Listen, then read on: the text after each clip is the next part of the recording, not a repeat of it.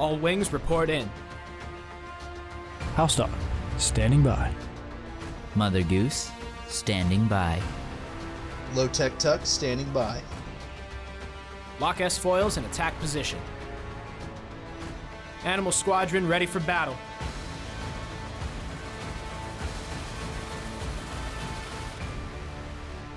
Well, hello there, and welcome back to the Animal Squadron podcast. I'm one of your hosts, HouseDog, and with me, as always, my best buddy in the galaxy, the Chewie to my Han. He's a hairy, handsome, bearded guy, the one and only Lowtech Tuck. What up, everybody? And I finally get the title I deserve, Chewie to his Han. Look at that. You've been that for years. I'm feeling celebratory today. That's all I gotta say. Your text tone back in the day used to be Chewie's growl on my phone. That's beautiful. I didn't remember that at all, but I'm deeply honored. Yeah. I don't think I'll ever be the same, honestly. One can only hope. Everyone's going to have to move out the way whenever I go through buildings because my head's going to be so big. You can't even walk to your bedroom tonight. Probably not. I won't even be able to get out of my office here. That'll be all right. I'll take care of you. Come on up here, big guy. Anytime. Well, it's Andor again this week. We're almost done. The penultimate episode. And boy, was it. This was like I thought last episode was stressful. This was more stressful, I felt like. Well, I don't know. Maybe they're equal. But yeah, dude, I was feeling really stressed the whole time. I don't know. I was living out in my little, you know how you have that what's the guy you like? Plo Koon fantasy where you're just running around on the farm with him because he didn't die in a horrible explosion. We're giggling and wrestling in the flowers and stuff. Yeah. Yeah, I have a similar thing, but with K2SO. So that's pretty much where I was the whole episode, just frolicking with K2. Dude, he could probably throw you pretty far in that field. And I'd be happy with it. It's one of my favorite things he does. I just picture you going like, hee hee hee hee hee, and then he just throws you and says, hee hee hee hee. Like it fades. You just go really far. That was beautiful. And then it turns into a star like an anime show. Oh, we're going far. Team Rocket blasting off again, huh? Yeah. Deep cut. Yeah, he loves you too much and he doesn't know his own strength. He threw you too far that first time, but it's okay. So he's Lenny from Of Mice and Men? Well, no, he doesn't kill you. In this world, we're invincible, so it's fine. In this eternal frolicking field where we just giggle. Very well. I like it. I support it. It may take you like a good 3 hours to get back to him, but you'll get there. You'll be all right. Well, I thought this was Fantasyland, so wouldn't I just come back to him, or he would come to me? That's true. Yeah. Yeah, the only thing while you're flying through the air is you got to make sure and not hit Plo Koon and I while we're giggling. I would never. That's so sweet. What a guy. Tuck, we have to focus. Andor, Season 2, Episode 11, Who Else Knows? Enough of the dreams. Time to snap back to reality. Oh, there went gravity. Oh, there goes Rabbit. Dude, he choked. Mom spaghetti. Mom spaghetti. Sweater. Already. Vomit. Sweater. Mom spaghetti. Yes, I do have a friend named Cheddar Tuck, and he did shoot himself with his own gun. What? He says what is that from? He says that in 8 Mile. And whenever he's in the final rap battle, whenever he's going up against one of them. Oh. And he's like saying all this stuff that they always say about him. And he's like, yeah, and I do got a friend named Cheddar Bob. And he did shoot himself with his own gun. Dude, I don't remember that at all. And I do live in a trailer with my mom. I do appreciate the reference. Even whenever I try to get us back on track, we just drift further away. The problem is, man, we're just the best to ever do it when it comes to having fun. That's the problem. We do have a lot of fun. We're just too good at it. We're just too good at entertaining each other. Why? It's our curse. It's our curse, but also our, I don't know. Our greatest gift. I was trying to think of something with Spider-Man, but I couldn't. Well, I mean, with this great power, there does come great responsibility. Indeed, sir. Yeah. But anyways, Andor. Do you want to Season 2, Episode 11. What or who do you want to talk about first? Who else knows? What? I don't. Do you just want to kind of go through it? For a penultimate episode, yes, there was a lot of intrigue and murder. But this episode 12, it must be action packed because not much was going on in this. Not much was going on in this. What? Are you crazy? I didn't think. Again, I was frolicking with K2 most of this episode. Oh, I got you. Okay, well, first things first. Daedra and Krennic's scene. I was honestly worried for her. I thought he was going to snap her neck right there. Do you think this will be the last we see of Daedra? No, but I do think if they are going to kill her, they'll do it next episode somewhat quickly. Or will she just rot in an ISB prison for the rest of her life? Maybe. I could also see them doing that as well. I don't think she makes it. No, she's definitely not coming out of this. I don't think she'll make it. And I think she knows that. Like, based on what she said, I mean, I think she knows that she's screwed. Like, there's no chance. Well, she's been branded a traitor almost at this point. Well, yeah, almost an entire rebel spy. I mean, essentially what Krennic says to her is, you are either a rebel spy or stupid, is basically what he tells her. Yeah. And that's essentially that's pretty damning. I mean, I don't know how you'd get up from that. Essentially, yes. Essentially, yes. I know how much you love it. Oh, yeah. Yeah, but I actually used it correctly. I mean, essentially. You did too. Look at that. I'm proud of you. Essentially, yes. It took a decade of our time to teach you how to use essentially, and I'm very proud of you. Have we ever told that story on the pod? How you used to say essentially yes to rage bait me, and it worked. It would make me so mad. Essentially, yes. Anytime I would be saying something, and also, I mean, you have to know me personally. Like, I can't help myself when it comes to sharing fun factoids with my friends. I can't help myself. I do it habitually, so bad that my family, literally on vacations, has a fact limit for me that I can't surpass. Like, and they do count.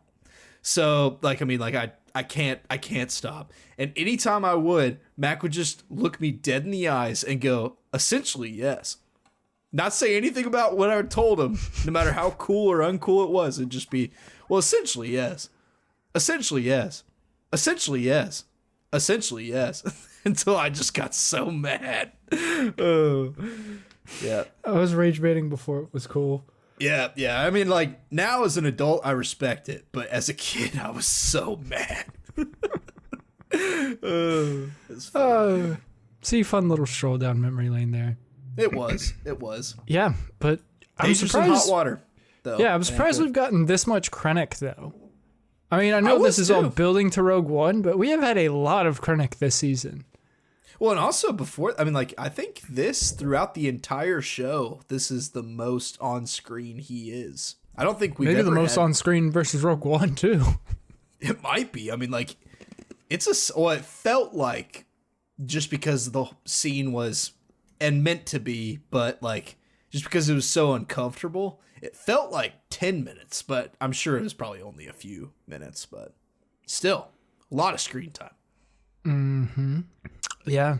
Yeah, no, she's not looking very good. She's got a bunch of information in her personal files that she wasn't supposed to have because Daedra has once again overstepped her bounds.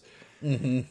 And it makes last episode where Partagaz is like, she's been warned many times and she's finally done too much. I can't save her anymore. At the time, it seemed like she was very... like Partagaz was just kind of throwing her away when they've been so close for most of these past two seasons, and it was kind of odd. But now with this scene with Krennic, it kind of puts a little bit more light on it. Yeah, I would agree. And also, one thing, as far as Partagaz not being able to save her, like in their conversation, and by them, I mean Daedra and Krennic, she even starts to reveal why she had the information, like trying to clear her name. And like, he clearly doesn't care at all. He's just like, well, you had this. Who else knows? I know someone else knows. You better tell me, and stuff like that. And yeah, it's just, it ain't good, man. Ain't good. No, because somebody's got to pay. There has to be someone that pays for all of this at the end. Well, yeah, and I think unfortunately for them, Daedra and then also Hirt are gonna die. I don't think there's gonna be any way that they make it. Now, this moment did get spoiled for me a long time ago. It wasn't this whole scene, but the finger on the head. Oh, interesting. Yeah, it was a clip a long time ago that I saw somewhere, and I was like, dang it. And it was like, this is one of the best parts of season 2 with Krennic and Daedra. I didn't know the context or what was going on, but it was just like a snippet, and I was like, damn it. Yeah, I mean, you want to talk about like imperial power and just like how big the Empire is and how scary they are. Like, this scene's perfect as far as that goes. It makes you hate Krennic so much more. But that's the point. I know, because he's just such a little weasel. And I think they did a really good job in Rogue One of portraying Krennic as just like kind of like a loser that's like losing everything and everything's blowing up in his face, literally. And I like seeing this side of Krennic, of where he seems like he has it all together. He seems like he's a person of importance and power. And I've referenced it before. He does too. Yeah, I've referenced it before, but the Thrawn trilogy, is it the Thrawn trilogy? I think so. Yes, it is. Because there's a moment where they're trying to decide whether to fund the TIE Defender project or Krennic's project in the book. And Thrawn has to go through all these hoops to figure out this mystery that's happened. And if he figures it out, he gets the funding for his project over the Death Star. And Krennic's kind of going up against him. And Krennic's just kind of a worm in the book. And it's great. Like, he doesn't ever really handle anything himself. He sends like whoever's like under him. It's like a junior director or something. Like, I forget what his title is. But he's under Krennic. And he's just like another little worm guy. Sorry, I lost my train of thought. Krennic has a little worm guy. He's in competition with Thrawn. Yeah, so it just kind of shows like the incompetence of Krennic and how he never really does anything himself for his own project that he's so proud of, which we didn't really get a whole lot of that in this, but a little bit in Rogue One. And it kind of just supports like who he really is. We do get some, especially with he and Partagaz conversation later. I really like that scene. Yeah, I do too. But like, that's kind of the whole impression is, I mean, Partagaz is somewhat calling him out on it, that he doesn't do things himself. And I can't remember which one of them says it, but the line of "save the sermon for Palpatine" went hard. I think it's Partagaz saying it to Krennic, if I remember right. It is. Yeah, because they're going through like their fight. Where do you just want to talk about it? Yeah, because I mean, like, I think we made our point with Daedra and Krennic, so yeah, we'll just move on. Sick. Yeah, so they've got Hurt in there, or Hirt. And they're yeah. You have to go find Clea right now. And he's like, well, because Krennic's kind of like telling everybody what to do at that point, which is kind of weird for the ISB being told what to do by someone who's not in the ISB. He's like, you're going to find this woman. Your horizon will know no bounds. Wanted poster everywhere. And here it's just kind of like, well, what do we say we're looking for? Like murder, sedition, like being a spy, what? And Partagaz has that great line where he's just like, say she has a terrible disease and she ran away from the hospital and we'll get her that way. Yeah, and if we don't get her, thousands will die. It's like, we have to get her now. Yeah. And then Krennic just tells him, all right, you've got it. Now run along. Yeah. Yeah, he even asks him, he says, why are you still here? Or something like that. And you're like, oh. And also that's before too, Krennic threatens him. He tells him that he'll be a member of the ever-expanding ISB Death March if he doesn't get this right. Yeah. Like, ooh, big oof. And then they have their, it's just Partagaz and Krennic, and they're going over everything. And Krennic kind of lashes out at Partagaz, and he's like, we're screwed if we don't find her. Like, she has information. We're done for. And for once, we kind of see Partagaz like drop his calm. Yeah, well, because he says, like, we've been waiting for this project of yours. When will it be done? And then Krennic says, soon? And then he says months, and then he says days. Moments. And then, and then moments, yeah. And so, like, that's the other thing, too. He clearly doesn't know either. No. But he doesn't admit that. 'Cause And then why I would think he? that's when Partagaz says, save the sermon for Palpatine. Is that right after and they that? kind of just let it go there. He's like, you're right. Because they both know that somebody has to answer to everything. And it's not going to be Partagaz, but we find out that Partagaz has been involved with the Death Star projects for what has seemed like it's since its inception. Oh, and I bet he probably is, especially as, like, one of the head intelligence officers. You know, I mean, it took a lot of secrecy and misdirection to make it happen, so I'm sure he was deeply involved for pretty much all of it. Yeah, I was hoping we get a little bit more, like, Jeddah stuff in this season, too. Yeah, it just gets mentioned, but I don't think we've even been to Jeddah, have we? No, this they season? mentioned Jeddah, they mentioned Edu, Gorman, Yep. of course, Yep. and it's just like, why don't we get to go see what's going on there? Because they, whenever Krennic and Deidre are talking, she's like, I'm the one that found Luthen. Like, on Jeddah, the Moff's driver was convinced to become a spy by a man in a full-craft ship with a load of antiques, and I tracked him down. I figured out who it was because of my scavenging and putting my nose where it didn't quote-unquote belong. So how am I the bad guy here? Well, exactly. Yeah. And also, too, I guess we did skip over this a little bit, but what'd you think about the Finding Clea scene with Hirt and the hospital staff and the security and all that stuff? I like the security camera guy in there. He's like, yo, my brother just sent in his application.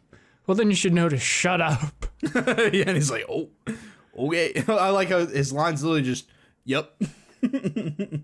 Gotcha. Yeah.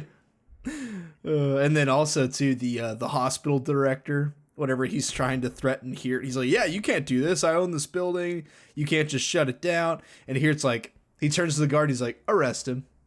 And the guard like starts coming up and he's like, no, stop. Yeah, And it then seems he's like this man's interfering with our investigation. Yeah, and the guy's like, okay, you've made your point. And he just leaves. Which is a great dichotomy for like how citizens of the Empire, you know, feel versus what the Empire actually thinks. Because the reason they go down there to search the videos is because in their original analysis of the attack on the hospital and everything, they think they had a team of at least 3 people, which just goes to show that, like, and then they figure out it was just one person. They're kind of like, oh, it only took one operative to break into the hospital, slip past all security, kill a number of guards, blow up all of our transports to cause a distraction, and take out our information source of Luthen and get away. So I like that, how, you know, to everybody else that's living in the Empire, they think, oh, the Empire's got it all figured out. Like, we can't oppose them. Into the, you know, come to find out the Empire actually has no idea what's going on. Well, that's the thing, too. We've talked about it before. The Empire's too big. That's, you know, that's why they don't. But on the other hand, That's why they should have some sort of battle station that could, you know, make all the systems listen to them. yeah, and they'll never have that, unfortunately. But Who knows? especially like, you know, in a certain trilogy of movies where they have 3 of them. I mean, no, they have 2 of them. What would you call it, though? What would you call that battle station? I'd call it the Mighty Moon. Oh, I close. I was thinking of like Killer Moon. Oh, that'd be cool. Or maybe Life Planet, because it'll take your life from you. That's good. Yeah, We should write a movie. I think we should too. Also, too, do you want to contract with like a British orchestra and British prop companies? I think that'd be smart. Yeah. Yeah, yeah. Also, I think I'm gonna grow my hair out a little more and paint it gray, and get smaller glasses. Dude, great idea. Also, I think I'm gonna wear a lot of sweaters. Like only plaid and like jeans. Yeah. That's what I was thinking. Okay. I support it. Sounds like a great idea. Yeah, I think so too. And then also we could do another set of movies about an antique dealer. An antique dealer with a rope. But what does he do with the rope? Does he have like does he have like a signature hat or something? Yeah, and then also like he throws the rope really hard and like it's a lasso and he like lassos people.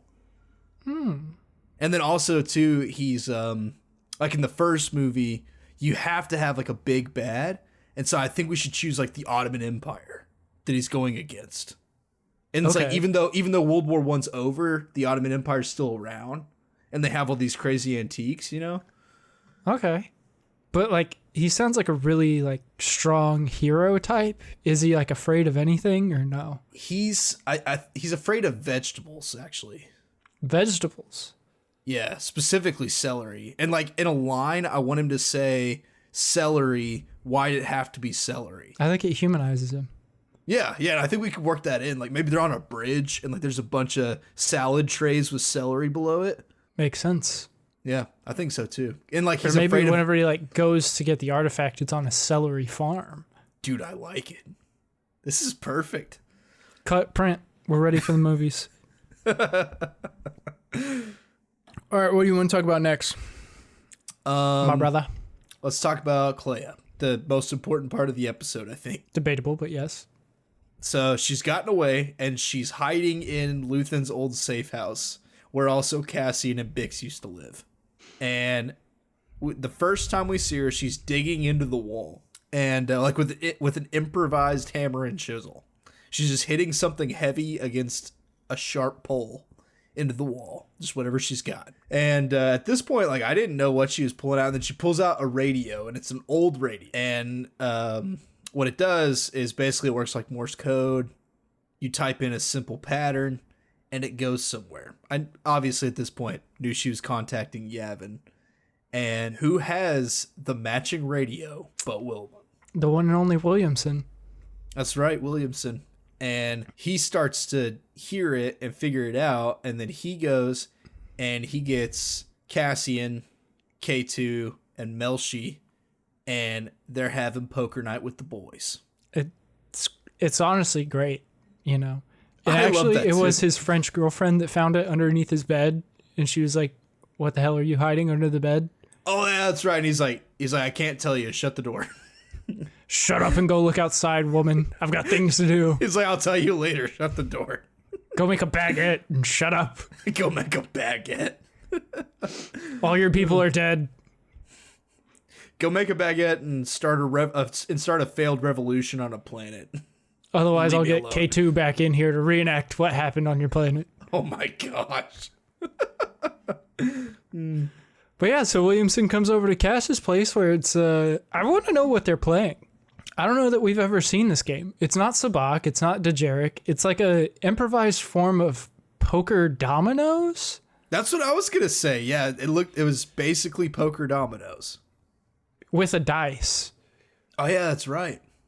So it's like craps, poker, and dominoes all put together, as well as like, it appears to be like some form of liar's dice as well, where, you know, they were saying, I've got 5 5s, I've got 10 10s.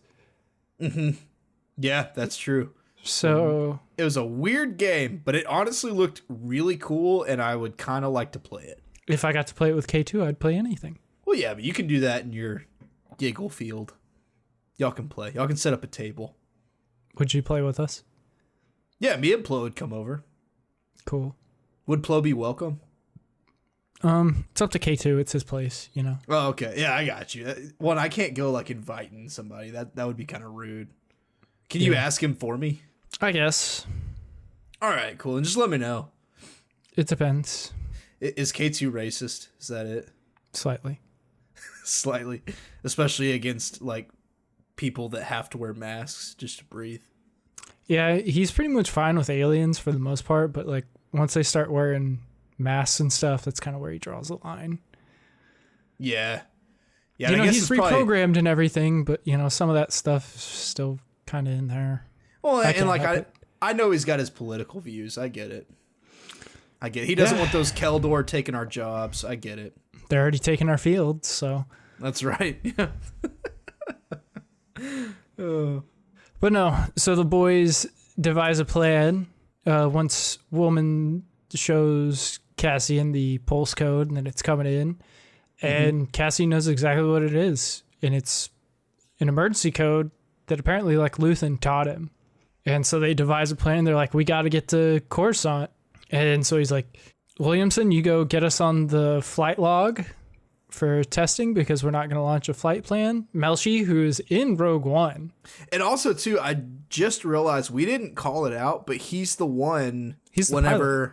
Well, not Bodhi, but I think he's a pilot. Well, yeah, but he's the one that I forget her name. The Jin? redhead. The red-haired girl who is Mon's cousin or sister. Oh, V. What's her name? Yeah. She, the scene whenever she's like taking in the guns, and then she says like, "Who does this belong to?" He's the one who raises his hand and says, "That would be mine." Oh, that's why he was important.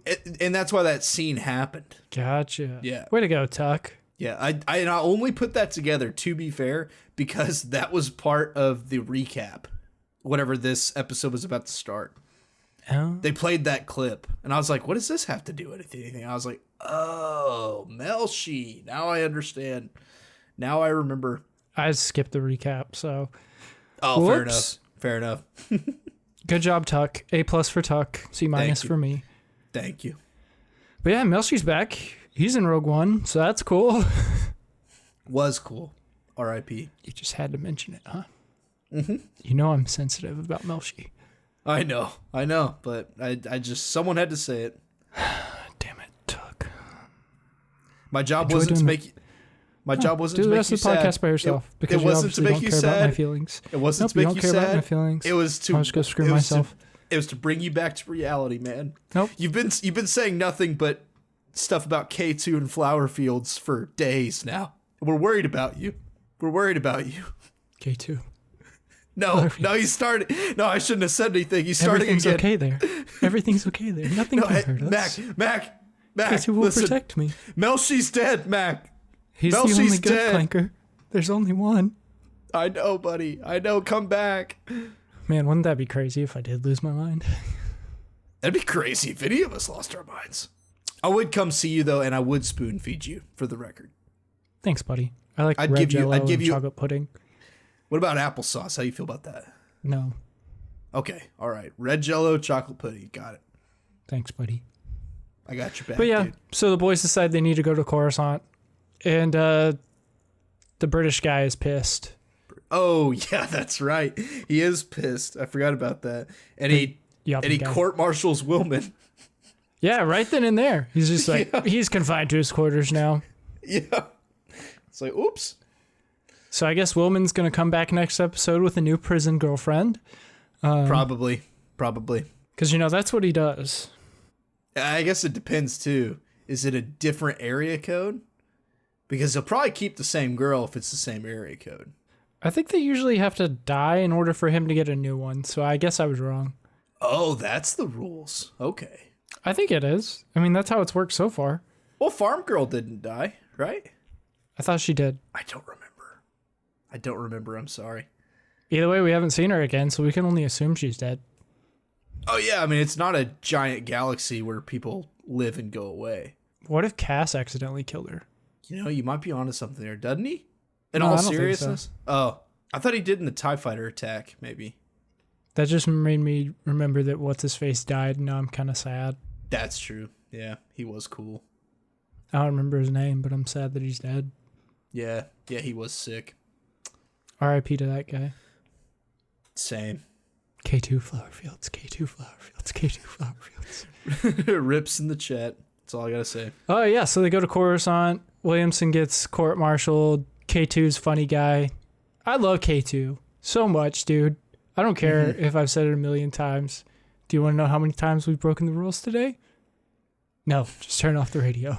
17. And then he clips it and goes, 18. 18. Oh, also, too, there's another K2 moment that I did want to flex on for a second. You know how, like, over the years in the podcast, we've argued several times about droid sentience? Yes. K2 admits that he's not sentient in this episode. When? I forget which feeling it is. It's when they're gambling.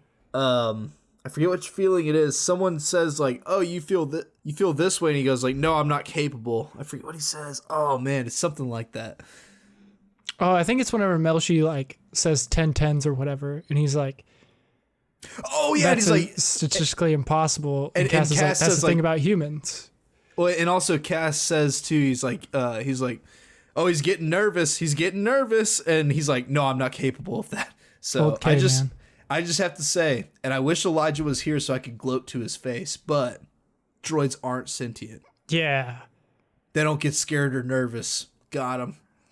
You know what, editor, make the title of this episode, Droids Aren't Sentient. Suck it. We got him. In big, bold, capital letters. We can even change the font color. Do whatever you want, man. It's up Just to make you. it bold. Make it bold. Make it big. Make a statement. That's right. Yeah. So the boys are on their way to go presumably pick up Luthen, is what they think. And I mean, we're kind of weirdly chronological right now. We flash to Coruscant for a quick second before the boys come in and land at the apartments to a little meeting between here and Daedra in prison. Yep. And he's asking for her help. Because what else has he got? Yeah, exactly. And she does help him, which is also kind of interesting. Yeah, were you surprised by her helping or no? A little bit. I mean, I guess, one reason she helps is because she might realize that if he succeeds, that she's got a much better chance of getting out of there. Or she's got a chance of getting out of there if he succeeds. Maybe that's why. Well, it's two different, I guess you could look at it two different ways. One, she's accepted that she's probably screwed. Mm-hmm. Because even if she's not guilty, she is once again meddled so far that not even her supervisor's willing to stand up for her. And also, too, where she's at, dude, even if she's not guilty, they'll kill her. Yep. Or two, she is so committed to the mission, it doesn't matter who stops the rebels as long as they're stopped. Which I feel like if it was, what's his face, Cyril, it'd definitely be more of a pride thing. But I think Daedra is so committed to the mission that she kind of accepts her fate at this point. Yeah, and she's just helping him simply to try to get the mission accomplished, knowing full well that she's probably going to die anyway. Yeah, I could see that. Oh, and also it is important to note that the help she gives him is about the radios, that they're simplified radios, and that's how they're communicating, and that's all she knows. Right. And she tells him, like, you've got to retrace your steps, basically. Yeah, and she was like, also, like, this is my best guess. This is all I got. Which brings us back to Luthen's shop. And I love this scene because it kind of reminded me of you. Oh, with the radio girl? Yeah, that's something I would do. Yeah, that's fair. Yep, it is cool. It is cool. She was like, they were stealing Imperial electronics the whole time. And, like, she has this big grin. Like, that's how they were doing it. Isn't that crazy? Yeah, they were like spliced into a metro tower through Imperial systems, so they were going undetected. It's rather smart. And one of the other guys working there just kind of like looks at her like, you need to shut up now. And I'm like, there's Tukey. Yeah, I would do that. That's fair. See, I'm always thinking about you. Yeah, especially too with new gadgets. I love a good gadget, man. So I get it. I feel you, autistic radio lady. I feel that. I'm the same way. But yeah, so she gives them the answer to like the pulse code thing, and they're able to devise a plan to track it. But another K2 moment that I love that it flashes back to right after that is whenever him, Melshi, and Cass are coming into Coruscant, and we get the reveal that K2's been to Coruscant before, while Melshi is not. And the reason why K2's been there was for a parade with 200 KX units, and the Emperor himself was there. So I wonder if he's referring to like possibly the first Empire Day. Maybe. Oh, and I But guess no, it's... it couldn't have been the first Empire Day. They didn't have KX units at the beginning of the Empire. And I think at this point, KX units are fairly new, aren't they? Aren't they probably like only a year or two old, probably? Let me do a Google, because I'm curious about that. Because we know there's KX units at the time of Obi-Wan and also Jedi Survivor. We know there's KX units then. And that's what, 4 BBY? 4 or 5 BBY, something like that? Google says deployment date, were deployed by the Empire as early as 18 BBY. Oh, so that's like year 2 of the Empire existing, or year 1. Yeah, year two. That's crazy. So actually, you might be right. That might be the first Empire Day. Is whenever he was there. And also, I guess K2's pretty old then for a KX droid. He might be like first gen in that case. Well, because 18BBY would be... 18BBY would be the Republic, like, just fell the year before. I think that's 19. Yeah, it'd be the second year of the Empire. Huh. And I would assume they don't have the first Empire Day until probably a year after they take power, right? No, Empire Day is considered... Oh, like that is day one. Yeah, because that's whenever Palpatine gives the speech about being disfigured and he's making today Empire Day. He says that, yeah. Yeah, remember I did the whole thing last time. You want me to do it again? Yes, please. The Jedi have made an attempt on my life and has left me scarred. I'll stop there. I did it last time. The first galactic empire. And will be reformed to the first galactic empire. And we shall have peace. In scene. Thanks, pal. But yeah, so maybe K2 was around for the second Empire Day. Yeah, as a wee lad.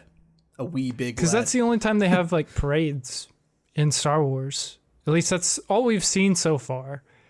Well, what about in episode 1? After they defeat the Trade Federation. That was the on Naboo Theed. parade. Yeah, the Naboo parade. That's a parade. I meant like parades in the Empire. Yeah, like steady parades. I got you. I thought you meant like in all of Star Wars. I was like, dude, there's tons of parades. What do you mean? Oh, yeah, no. Empire Day specifically. Because that started in Rebels. The whole Empire Day parade and everything. Yeah, I don't know. Yeah, so then the boys come into Coruscant outside the apartments. And also, I will just quickly mention, I like the TAC team. Dude, I thought they were cool too. I'm glad you brought that up because I was like, I gotta say that I gotta tell Tuck, or I gotta ask Tuck. I was like, you know, what he thought about them because I thought they were. It's like one of the only times I feel like Andor's done a pretty good job of making stormtroopers like kind of cool. Mm-hmm. Yeah, and also especially these guys too, like just the TAC team thing. Like it looked very much like a police raid on Earth. Like even to the point where like the ISB agent, like he throws him what's essentially body armor, like just the stormtrooper chest plate, and that's like all they're wearing. Yeah, they've just got their plastic gear on. Mm-hmm. And then also they're in what's essentially a troop carrier and stuff like that. I just thought it was sick. Well, that's really cool. Isn't that the Lambda class shuttle? Well, it is, but it's outfitted for being a troop carrier. Yeah, it's like kind of smaller, more compact. Mm-hmm. And I'm assuming too, they probably have like, you know, an armory on board where they keep like extra ammo, their guns, all that stuff. And then also like there's a place to secure like those bench seats where like you could probably fit, I don't know how many, but like it looked like maybe like 12 guys or something. Yeah, I would say so. Mm-hmm. And I like they're outfitted like really cool. Like it's like, yeah, you're right. It's like SWAT gear, stormtrooper style. Like even their boots. Mm-hmm. Did you see the shot of their boots are kind of like their toes are covered in the plastic stuff, but they're not all the way covered. It was just kind of cool. Mm-hmm. And also like they're properly sitting in the troop carrier, like muzzle down and all that stuff.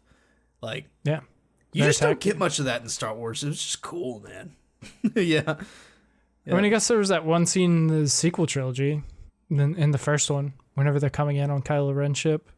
That's true. That's true. I mean, that's kind of like it though. But I mean, like that's not really like a TAC team. That was just a squadron. But yeah, definitely a lot cooler than our normal stormtroopers. Mm-hmm. And then this is where I started to feel really stressed. Was as soon as Melshi and Cass get in, and then they get into the elevator. And then K2 starts to realize that they're jammed. Yeah, but I love the shot of K2 just like leaning up against the glass in the ship, just being bored. Because Cass is like, you got to stay with the ship and keep the engines running. We'll go get, Luthen and be back. He's like, fine. Mm-hmm. So the next shot of him is just him bored in there. Yeah.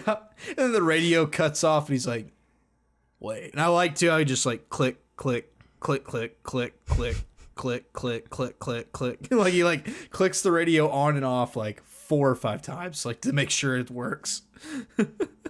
Which is Like, just surely like, it's not me. which is like such a human thing.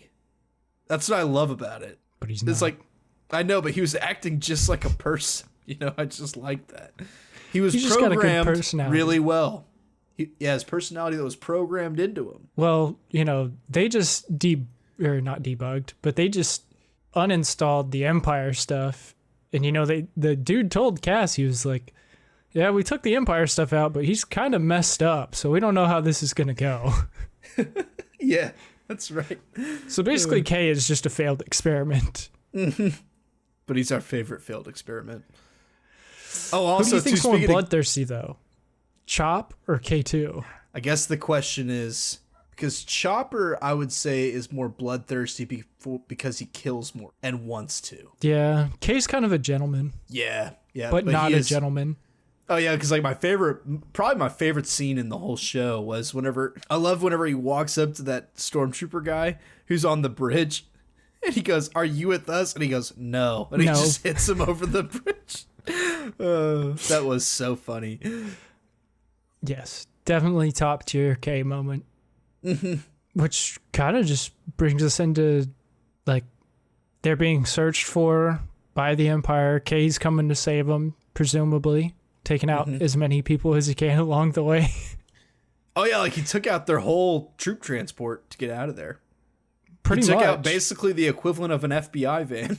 Yeah. Yeah. So now they've got an escape route. The only people left are, I think, here, the tag team leader, and like 2 other guys. Yeah, it's only like 4 dudes left.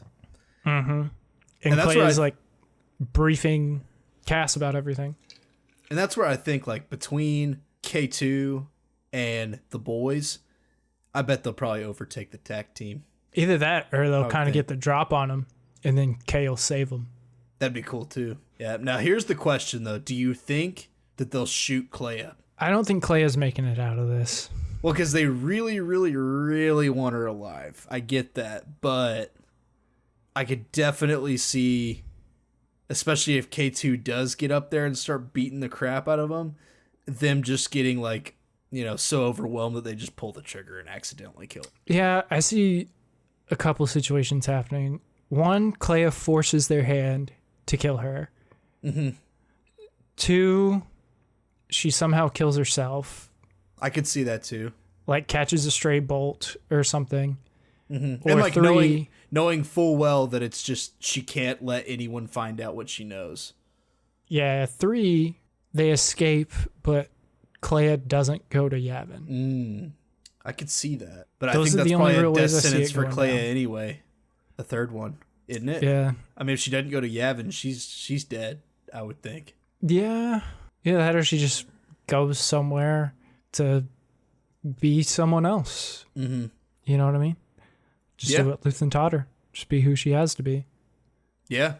And then, And the actual that's- episode ends with the tag team in the hallway. So yeah, they're moving after him. yeah, and she did also. The other reason I think that she's probably gonna die, just in all honesty, is she had time to tell Cassian everything she knows. Yeah. And I just don't. That doesn't make me feel very good that she's gonna make it. Why? When has that happened in a previous episode where someone told somebody about all the information about the Death Star and then died? When has that happened? Well, twice in the previous episode. What? Yeah. Yeah. Not looking good for her.